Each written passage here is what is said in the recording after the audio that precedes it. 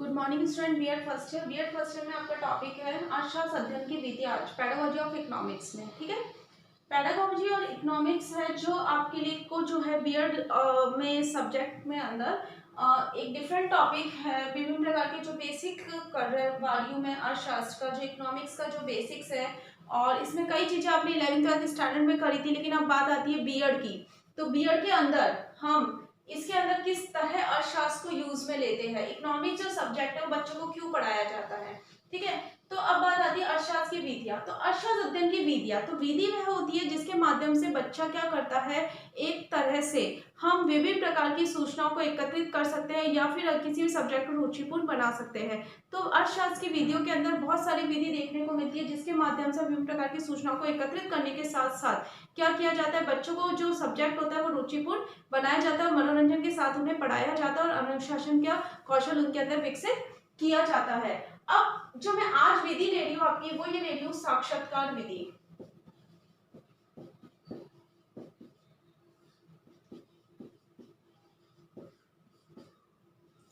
साक्षात्कार विधि के अंदर साक्षात्कार विधि ये मानी जाती है कि किसी भी व्यक्ति का, किसी भी छात्र का, उसके व्यक्तित्व का मापन करना हो, उसके व्यक्तित्व का मापन और परामर्श देने के लिए हम साक्षात्कार विधि का प्रयोग करते हैं।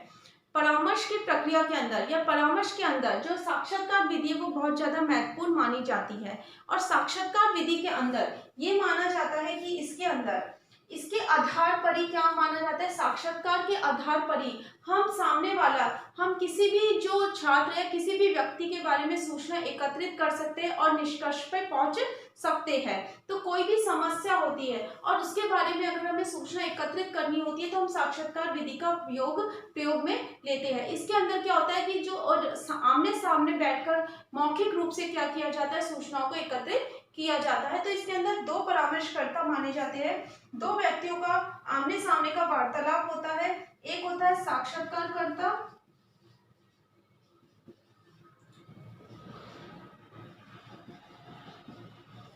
एक होता है साक्षात्कारकर्ता और एक होता है साक्षात्कार देने वाला।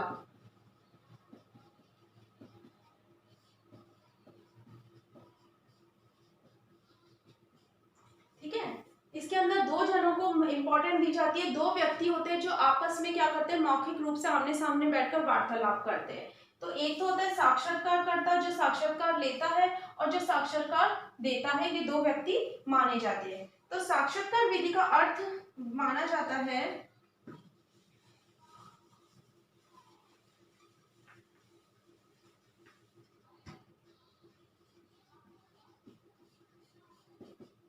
ये जो साक्षात्कार विधि होती है वो आत्मनिष्ठ विधि है।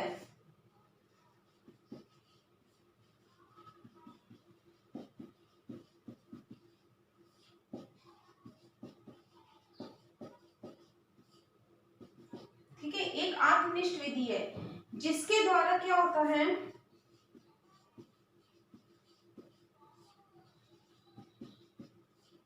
जिसके द्वारा व्यक्ति की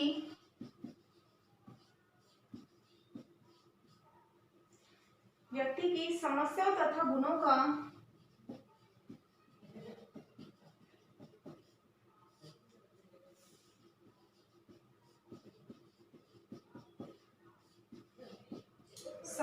तथा गुणों का ज्ञान प्राप्त किया जा सकता है।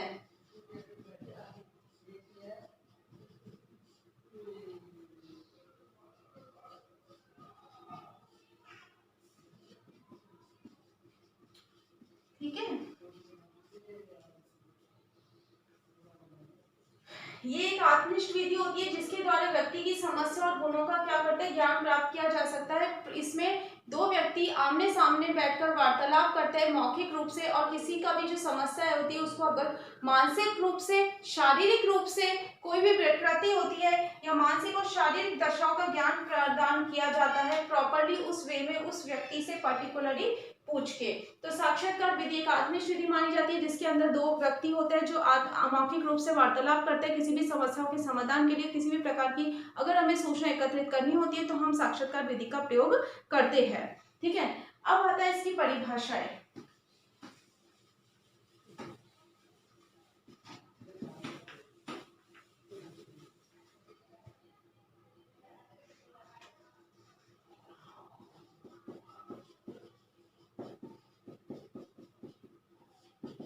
इसकी परिभाषा आती है पहले पीवी यूंग के अनुसार।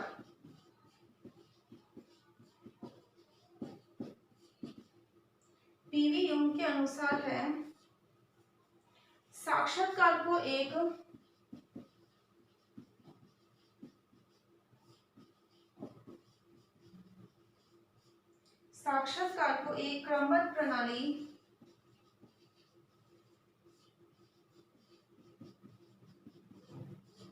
क्रमबद्ध प्रणाली माना जा सकता है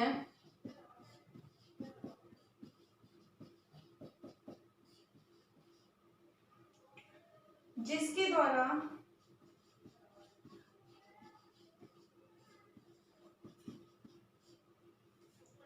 एक व्यक्ति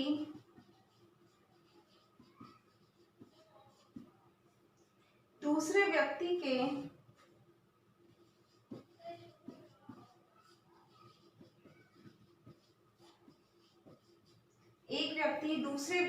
के आंतरिक जीवन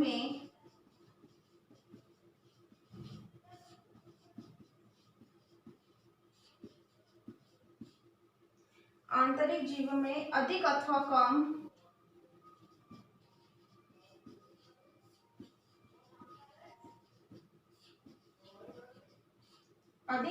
कम काल्पनिकता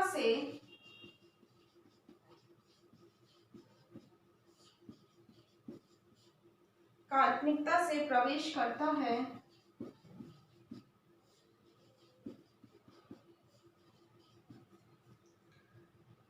जो उसके लिए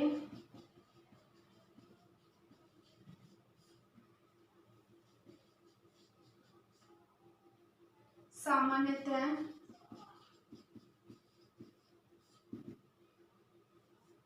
तुलनात्मक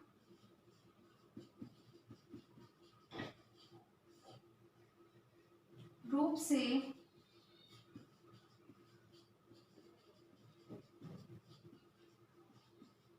अपरिचित है।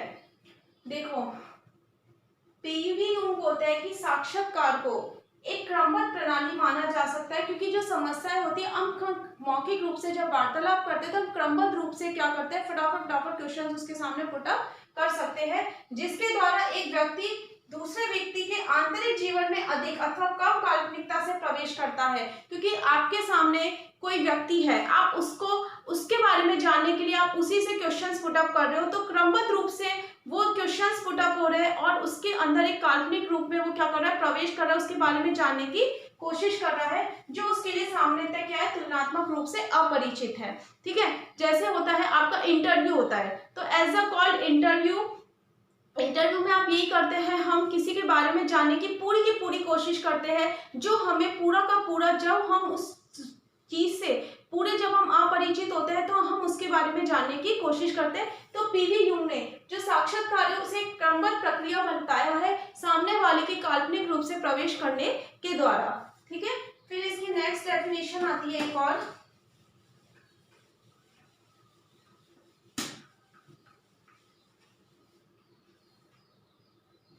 गुड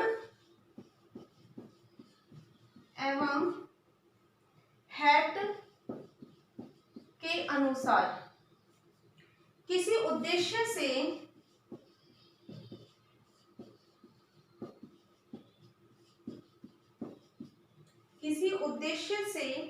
किया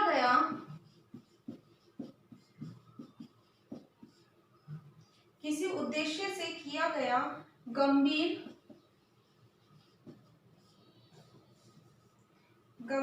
वार्तालाप ही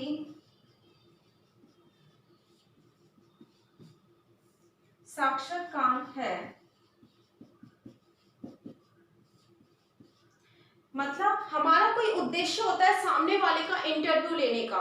जैसा आप देखते हो कोई कंपनी में सामने वाला बच्चा इंटरव्यू देने जाता है, तो इंटरव्यू क्यों होता है, आपने उसका एग्जाम ले लिया, आपने उसकी क्वालिटी जान ली, लेकिन इंटरव्यू क्यों? तो इंटरव्यू में एक ऐसी गहराई होती है कि जब हम सामने वाले का इंटरव्यू देते हैं तो हम उसके अंदर क्या चल रहा है, जैसे वो कंपनी में जॉब करने आ रहा है तो उसके अंदर क्या चल रहा है, वो किस उद्देश्य से जॉब करने आया है, ये माना जाता है अपने उद्देश्य के लिए, एक उद्देश्य के साथ कि उसका ये उद्देश्य हम इस इस कंपनी में इसको एज ए एम्प्लॉय अपॉइंट करना है, तो हमारा एक उद्देश्य है कि इसको अपॉइंट करना है। तो अपॉइंट के उद्देश्य से हमने उसके बारे में जानने की कोशिश करते हैं, उससे रिलेटेड हम क्वेश्चंस पुट अप करते हैं, तो उसके लिए हम सामने वाले का पूरा बिहेवियर जान लेते हैं, इसलिए हम साक्षात्कार विधि का प्रयोग करते हैं।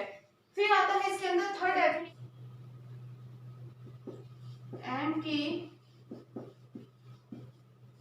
कोचर के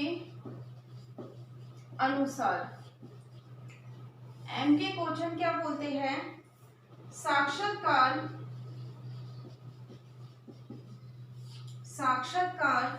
दो व्यक्तियों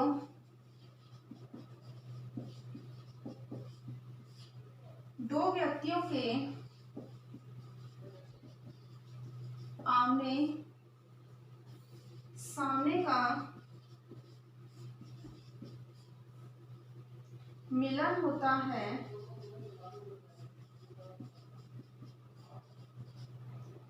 होता है तथा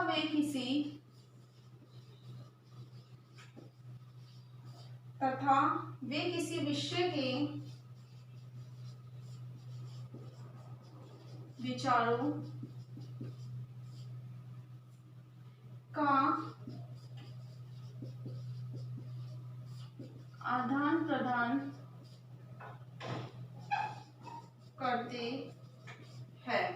देखो, एम के कोचर बताते हैं कि साक्षात्कार जो होता है वो दो व्यक्तियों के आमने सामने का मिलन होता है। मतलब कोचर दो व्यक्तियों के वार्तालाप को साक्षात्कार बताते हैं कि वो एक ऐसा मिलन होता है जिसमें दो व्यक्ति अपने विचारों का आदान प्रदान करते हैं। और जब विचारों के आदान प्रदान की बात आती है तो बात आती है साक्षात्कार विधि की। जब दो व्यक्तियों को आमने सामने वार्तालाप करते हैं, मौखिक रूप से आमने सामने बैठ के, तो इसमें ये माना जाता है कि उनके जो उद्देश्य होते हैं, अपने उद्देश्य को ध्यान में रखते हुए विचारों का क्या करते हैं? आदान प्रदान करते हैं। उनकी कोई समस्या होती है, उसके समाधान के लिए विभिन्न प्रकार के विचारों को आपस में तालमेल करते हैं। तो दो व्यक्तियों के आपस में मिलन को क्या माना जाता है? साक्षात्कार माना जाता है, जिसमें विचारों का क्या किया जाता है? आदान प्रदान किया जाता है। तो ये किसकी डेफिनेशन थी? एम के कोचर के अनुसार। ये आपका पूरा का पूरा क्या था? साक्षात्कार विधि का बेसिक था। अब आपका गृह कार्य है